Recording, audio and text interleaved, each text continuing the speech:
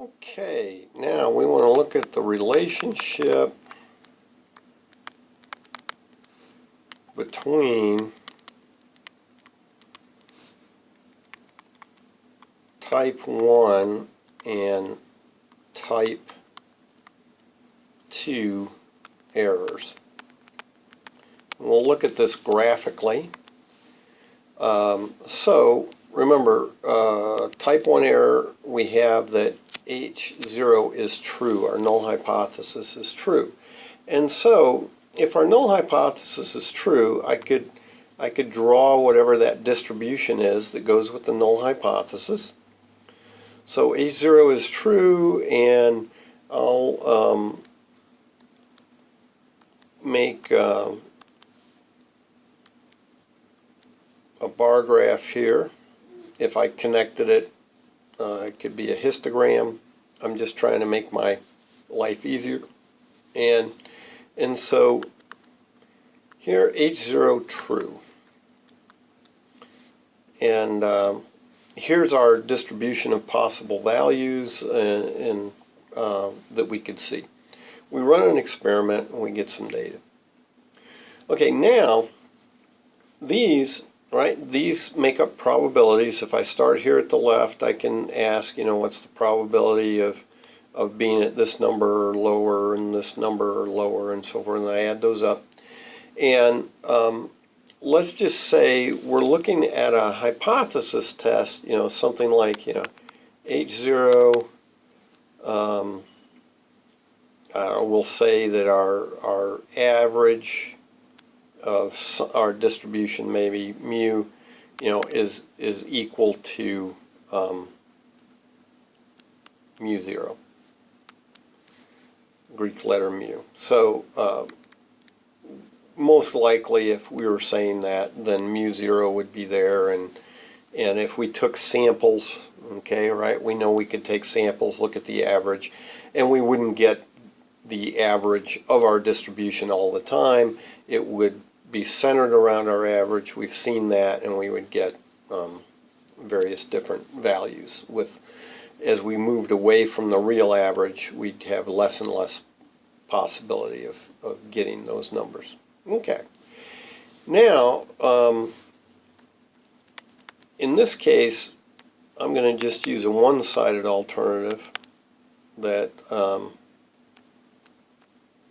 the actual average is bigger than mu 0. It's up here somewhere. Now, as I look at this, if mu 0 is really true, and I went out and took my sample and found the average, I could get any one of these possibilities here.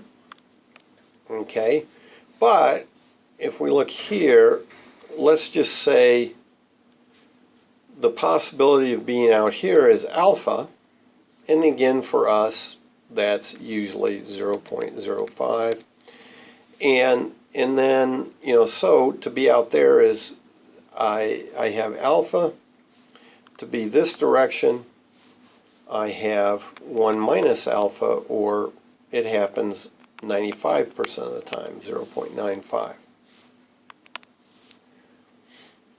I'll put the 1 minus alpha over there.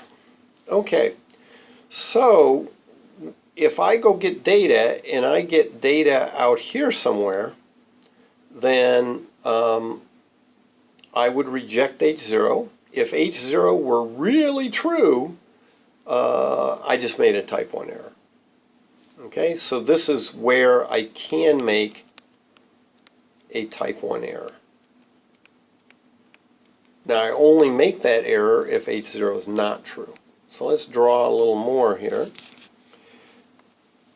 Now here's why alternate hypotheses and type 2 errors are hard is, well, this is, the alternate here says anything bigger than mu 0. Well, that's an infinite amount of possibilities. So, that's kind of hard to work with. But just for illustration purposes, let's pick one. Let's say that the real one, somehow we know that mu, and we'll call it mu sub A, the alternate hypothesis idea with an A, that actually shouldn't expect this, that somehow we know that, really the right answer is not mu 0. It's up here at mu A. Okay, well, mu A has its own sort of distribution. If we were to take data, we would see something similar. Something like this. And now, here is our line for alpha, and what I've done is these two number lines are exactly the same number line. Maybe 0 is there and 0 is there, and they're the same scale and all that. So if I draw this alpha line down like that, then what we see is up here, if H0 was really true, then we had no error if we ended up anywhere in here with our data, right? No error.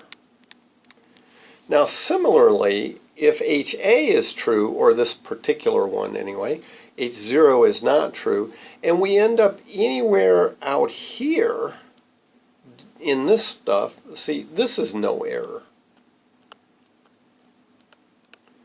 Okay, but we've already said if we're up here because H0 is actually true and we got data that was out here, then we make a type 1 error if we reject H0, which we should do because it would be below alpha. Okay, so we made a type 1 error. But again, I don't know which, are we here or down here? I don't know.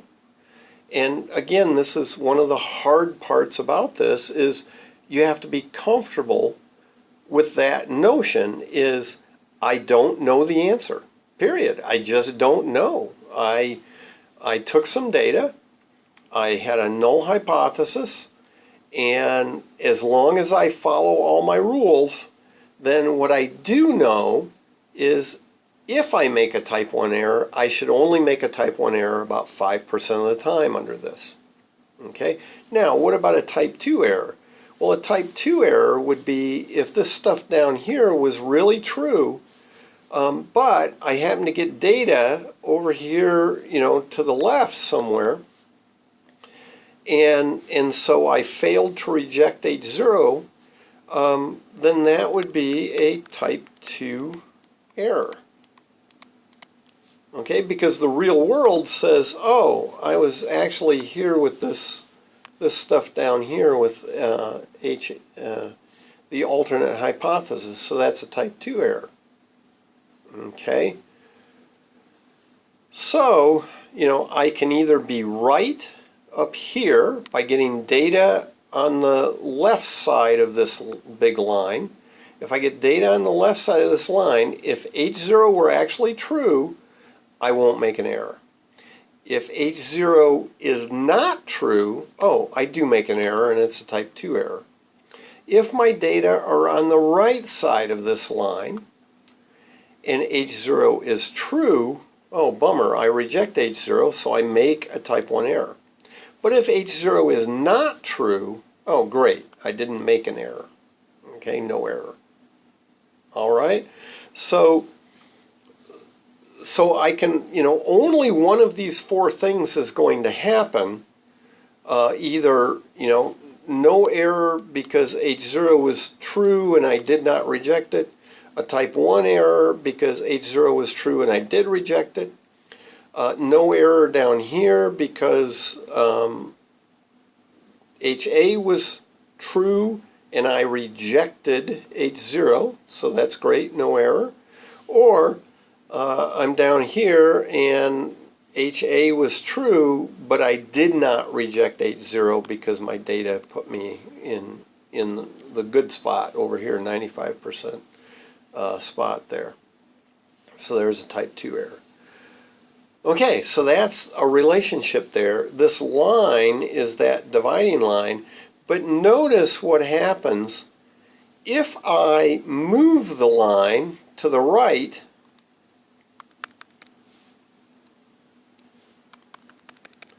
So there's a little dotted line. I'll redraw this again, I think, to try to clear, with a smooth curve and so forth. But if I draw the line to the right, you see what's happened is now the size of my type 2 error, which is, before was all these possibilities, the size of my type 2 error got bigger. In order to make my type 1 error smaller, my type 2 error has to get bigger. In order to make my type 2 error smaller, my type 1 error, so to make my type 2 error smaller, I have to move this line to the left, and that will make my type 1 error bigger. So let's redraw that down here.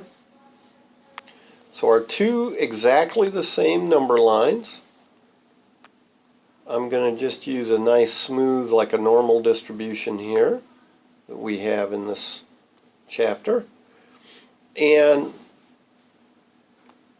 there is my mu 0, and there is some alternate mu a. And again, here, oops, alpha, the alpha line is right here somewhere. There's alpha. Here's 1 minus alpha. Now, the type 2 error idea we'd call a beta, but again, in this class we don't worry about it too much. But so, if I want to reduce alpha, right, I move the line this way. Reduce alpha. I don't want to make my type 1 errors as often. Well, when I do that, so here's my new line. So this line's not there anymore, but everything on this side, if I make a type 2 error, is the size of my type 2 error. Now, so if I fail to reject H0, then, again, I don't know if I made an error. I either did the right thing by failing to reject, or I made a type 2 error. But if I make alpha smaller, then my type 2 error gets bigger. Okay, the possibility for my type 2 error gets bigger. If, on the other hand, I make alpha bigger and move the line this way, then my area over here, my probability for that type 2 error gets smaller. Okay, so that's the bottom line. Okay, increase alpha, decrease beta, the type 2 error threshold, and if I decrease alpha, then that increases beta. Okay, they work in opposite directions, so you can't have both. Now, this is part of the reason for other statistical tests. When you start talking about beta, you can use this thing called power, which is 1 minus beta, and you can try to increase the power by using a different test. Okay, but again, that gets into harder and harder things, and we just aren't going to go that way. Now, what you can do is, okay, so to decrease